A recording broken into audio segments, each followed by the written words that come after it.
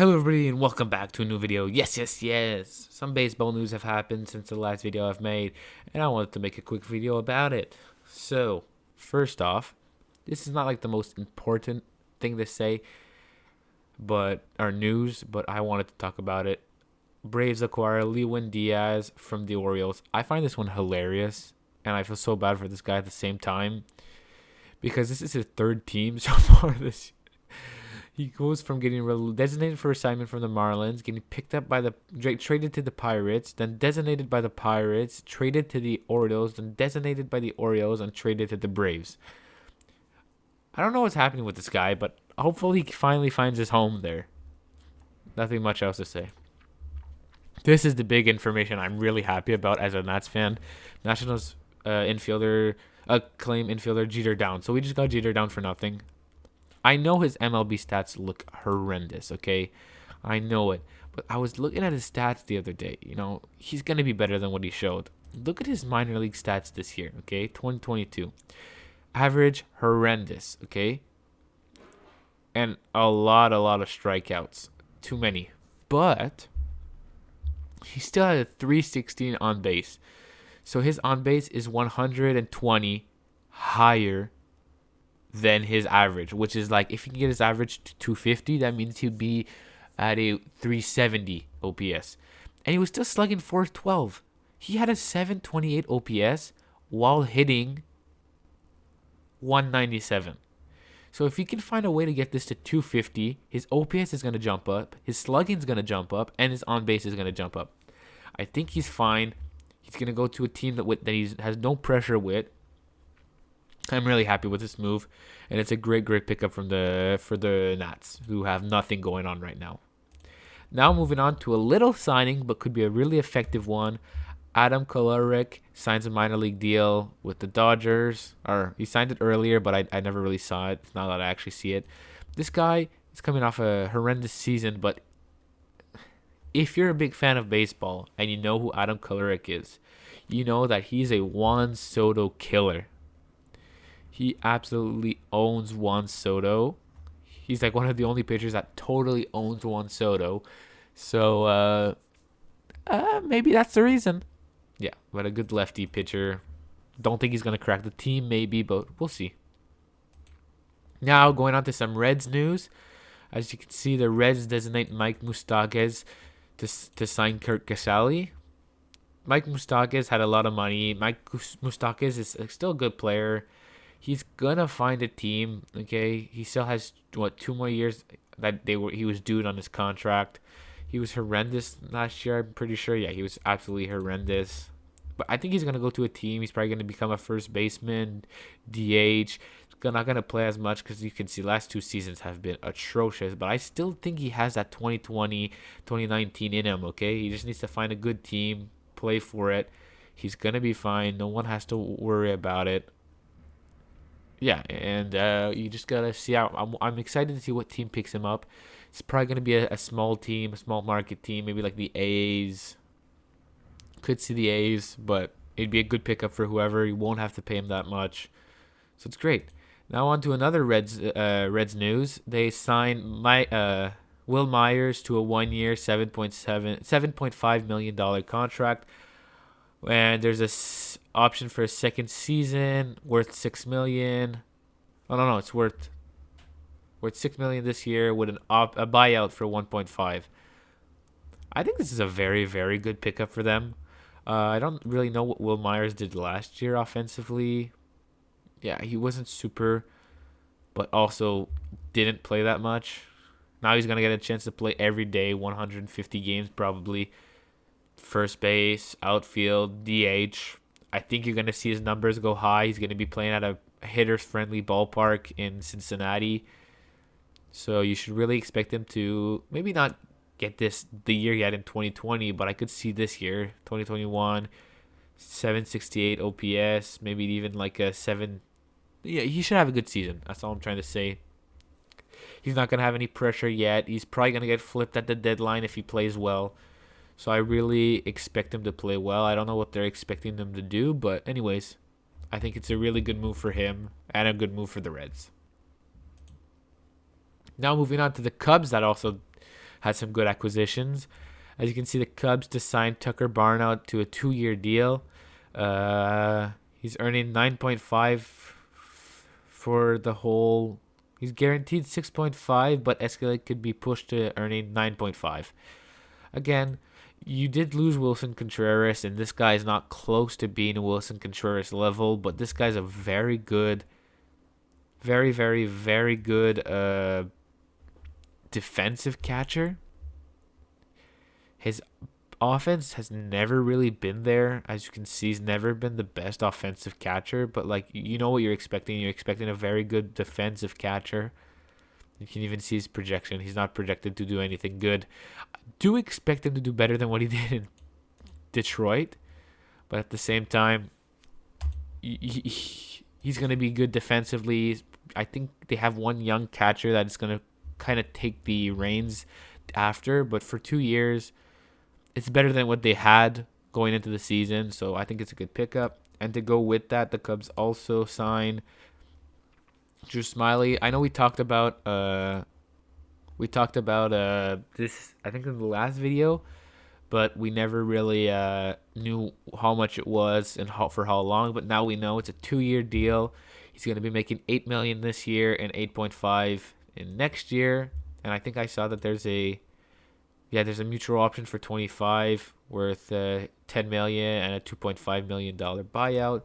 You can see that he was really good last year. It was probably, I think it was the best season of his career. Was it? I'll look real quick. Yeah, it was one of the best seasons of his career. You know, if you don't look back at the first seasons that he played, really good season. He started, and I think it's a really good to have Drew Smyly as a 4th or 5th starter is an absolute great pickup. The Cubs are having a very, very good offseason. And they honestly should be able to contend. I don't think they're going to make the playoffs, but they're really, really not far away from making it with Pete Crow Armstrong coming up soon. Christian Moreno getting some experience and all that. Seiya Suzuki experience, all that. With some good draft picks they've done recently. I think they're going to be super good in a few years. And going to be able to compete for the division. Now we're moving on to the Giants. They lost on Carlos Correa, and now they're trying to make some moves to get it back. As you can see, they have signed Michael Conforto to a 2-year deal for $36 million. So $18 million a year. I think this is a super pickup. I know a lot of teams were worried because he was injured last year and didn't play at all. But when this guy plays, he's very, very good, okay? Except for this year where he wasn't top-notch. 2020, 927, 19, 857, 18, 7, 98, 27, 939. I'm not saying expect this, San Francisco, but expect around 800. His defense, I can't really say too much on his defense. I don't know, but he's a very clutch guy. He killed the Nats for years. So I think it's a super, super good pickup. I know there's an option for 1 year. Michael Conforto can opt after the first year, which I do expect him to do if he plays well, but I think it's a great pickup. You lost Correa. You went and got a good bat. I think it's a great pickup. Very good move, not too expensive. And after losing Correa, you had to do something. And another move they did was acquiring Taylor Rogers. Taylor Rogers is going to be very, very cool because his twin brother, Tyler Rogers, is also on the team. So we're going to see twin brothers playing on the same team, which is going to motivate both of them. And if you ever checked any of them pitching, you'll see that Tyler Rogers throws completely underhand and Taylor Rogers is more overhand. So if you're going one after the other, it's very, very, very weird. I just want to see if he actually is a side overhand. I haven't seen him pitch in a while, so I'll just look. Okay, I don't want to see an ad. But yeah, it's a 3-year deal, $13 million, so $11 million a year. That is a lot. But Taylor Rogers was really good with the Twins a few years ago. He was good with the Giants. Was he good? Yeah, no, he never played for the Giants. Yeah, as you can see, he has kind of a funky delivery too, but from the opposite hand. So it's really going to match well with his brother. So I think that you should be excited as a Giants fan, some good pickups. Obviously, you would like to have Correa, but there's still some players left on the market, so the Giants aren't done yet. Now, another big move that happened. Philadelphia Phillies acquired Craig Kimbrell for 1 year, $10 million. This is a great pickup. The Phillies, I'm sorry, I'm not a Philly fan, but they're having a super, super great offseason. From Turner, Taiwan Walker, they signed some good bullpen pieces. Now they're signing Craig Kimbrell to add to that. He didn't have the greatest year last year. He was good first half, but the second half kind of fell off. But the year before he was amazing. Then a few years before he was not that good, but he has a track record of being amazing. You see it. This guy is one of the best relievers of all time, for a reason. He's coming to the end of his career, but that does not change the fact that he's super, super good, and I think he should be very good for the Phillies this year, and just hopefully help them solidify the bullpen. Now moving on to some trades. The Diamondbacks acquired Diego Castillo and designate Tyler Wedener. Don't know who that is, and I don't know who they traded, so we're not going to pay too much attention to that. But Diego Castillo, I don't have too much clue who he is. You can see the projections for him aren't amazing. And I never really watched him play, but you can see in 96 game, he did hit for some power with 11. He struck out a ton, and his on base wasn't there. His slugging wasn't there. His OPS was 24 below league average. So I don't know too much about him. I don't know his defense either. So if you guys know something about him, you can tell me. But even his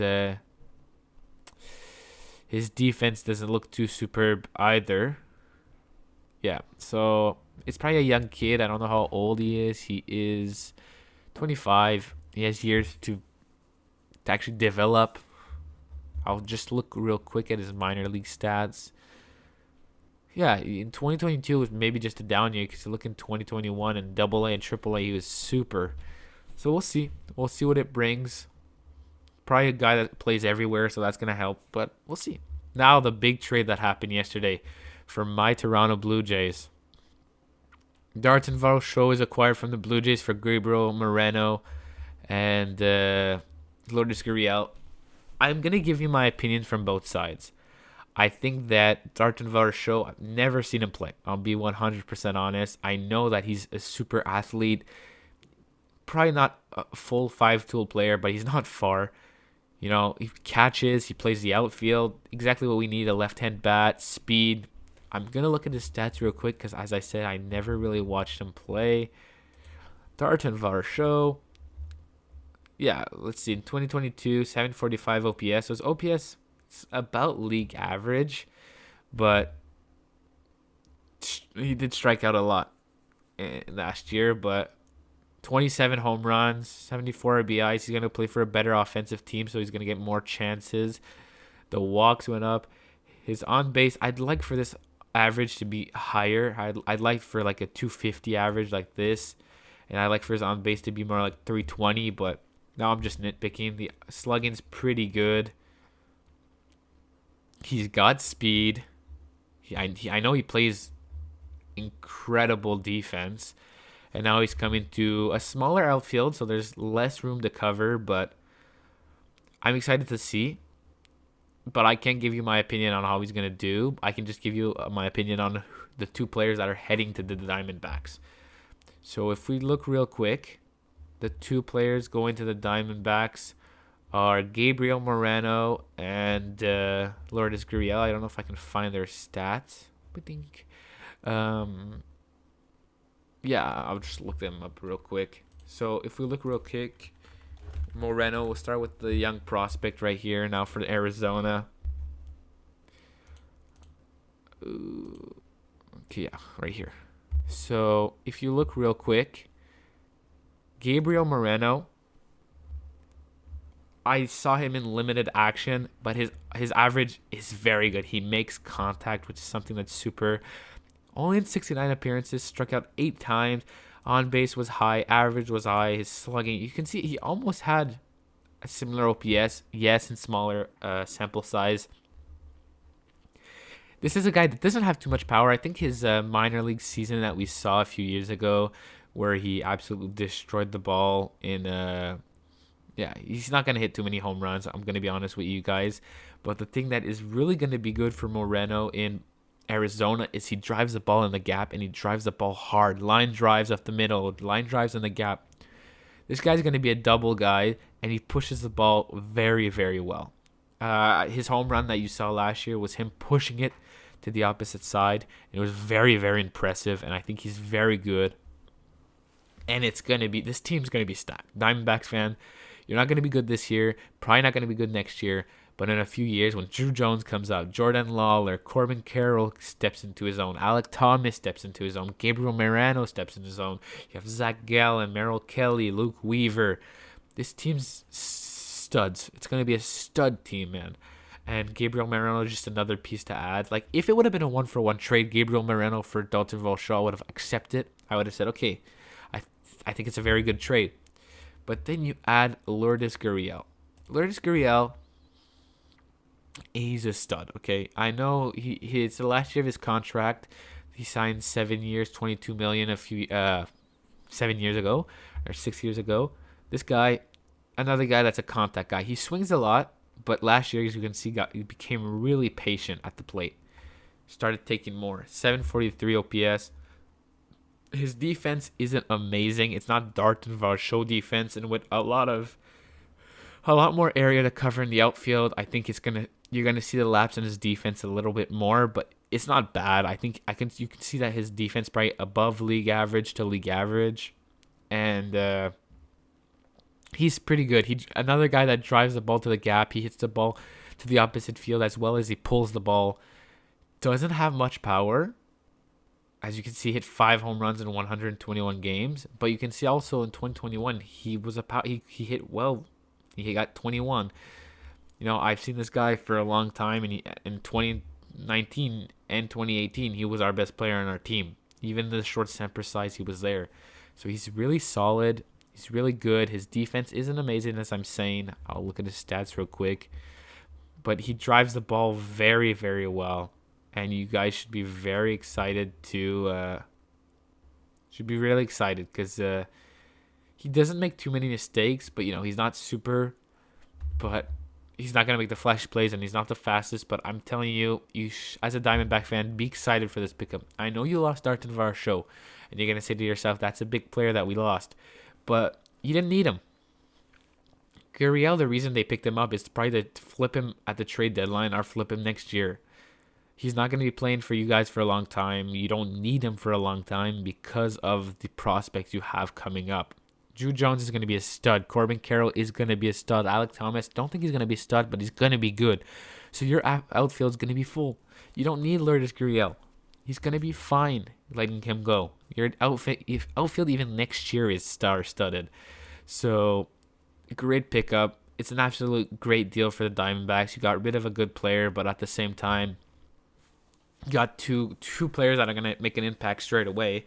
And for the Blue Jays picking up Dalton Varsho, you get rid of Gurriel, which that's a piece that I'm fine with losing. Moreno hurts a little more, but we do still have Kirk for a while, and we have Jansen for a little bit.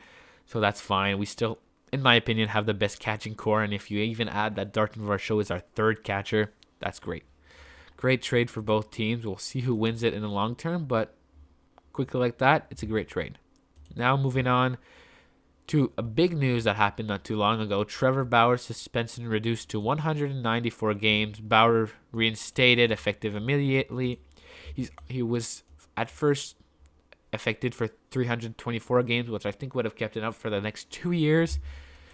But it was reported that it was reduced because of some lack of evidence. I'm not going to read anything about it. I don't want to get too into those lawyer stuff and all that. But yeah, now he's reinstated. He's still a part of the Dodgers, but I have a feeling the Dodgers are probably going to end up letting him go. We'll see. And I'm just saying, yeah, this is projections for next year, and I think it's pretty good. I'm a fan of Trevor Bauer on the field, and even in his videos that he does with Eric Sims and all that, I'm a huge fan.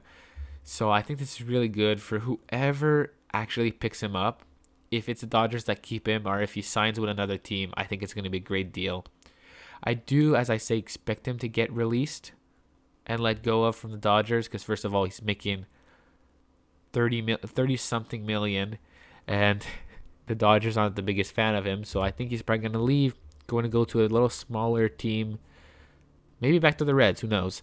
And then he's going to get traded or signed somewhere else in the offseason. But he's really good.